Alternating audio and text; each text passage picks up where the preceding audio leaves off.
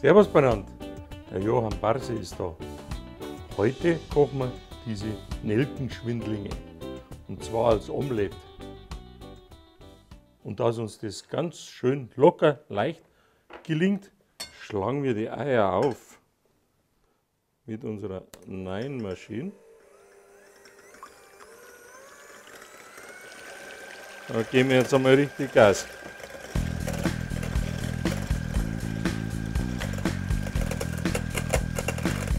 Ein guter Tipp, wenn ihr einmal in Urlaub in die Bretagne fahrt, beziehungsweise in die Normandie, am Mont Saint-Michel, da gibt es ein Lokal, das hat sich spezialisiert auf Omelette.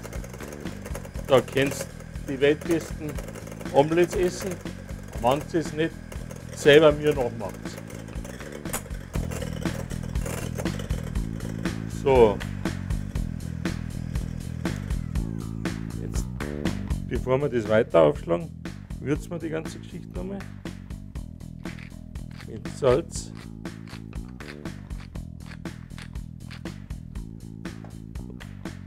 Pfeffer,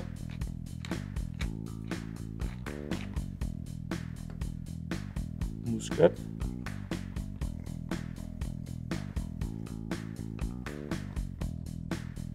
und dann schlagen wir es weiter auf.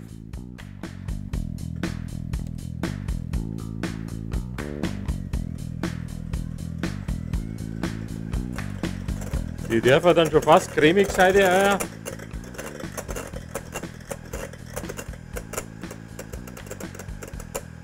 Dann kriegen wir ein schönes, lockeres Omelette.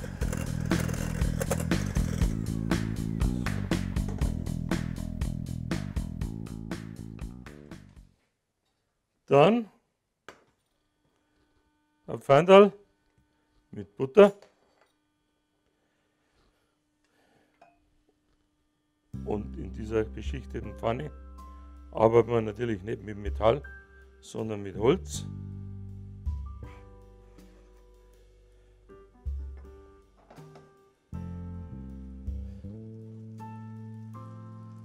Wir lassen ein paar Zwiebeln drin angehen.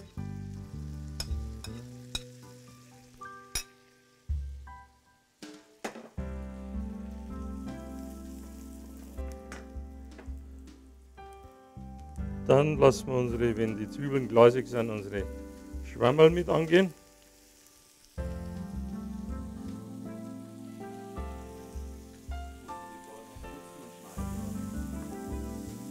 Ja, die sind so klar. Aber putzen muss man es natürlich.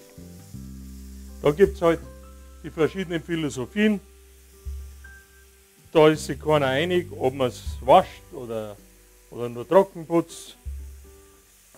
Ich meine, wenn man es wascht und gut ausdrückt, dann kann sollte man es schnell hernehmen. Dann ist das mit dem Wasser auch nicht so ein Problem. Die würzen wir auch ein bisschen.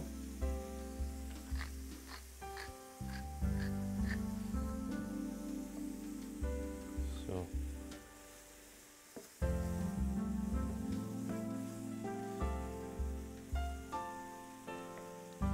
Die Nelkenschwindlinge, die haben so ein bisschen einen nelkenartigen Geruch, geht schon fast ein bisschen in die Marzipan-Richtung. So, und jetzt kommt unsere Eimasse rein. Und im Gegensatz zum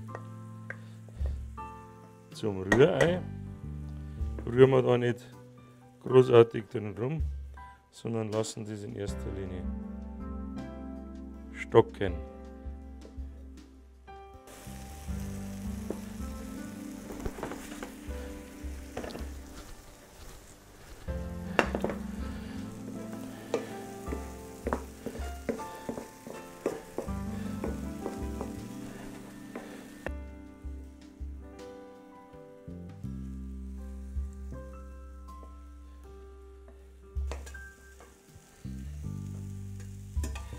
Scheiße.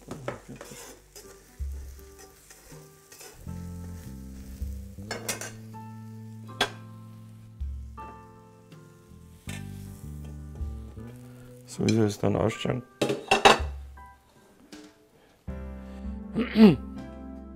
Es gibt ja auch die Meinung, dass ein Omelett ganz käsig sein muss.